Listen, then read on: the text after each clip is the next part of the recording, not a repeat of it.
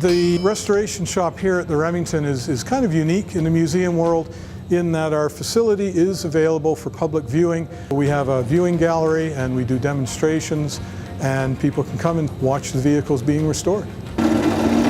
We have a functioning coal-fired forge.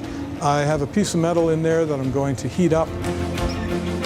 So we use our forge here to repair and fabricate parts for the restorations that we're doing. This is called a power hammer or a trip hammer. My co-worker has described it as a sledgehammer with a gas pedal.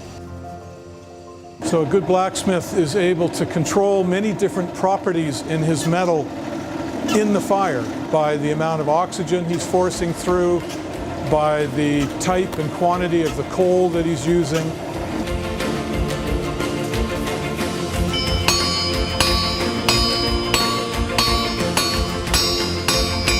This is an image taken from the Studebaker Brothers catalog from the early 1900s.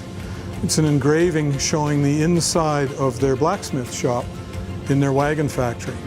But each one of these hoods in a row down here represents an individual forge like what we have going here. There's probably close to 100 blacksmiths working in this department at Studebaker Brothers. The noise and the heat must have been incredible.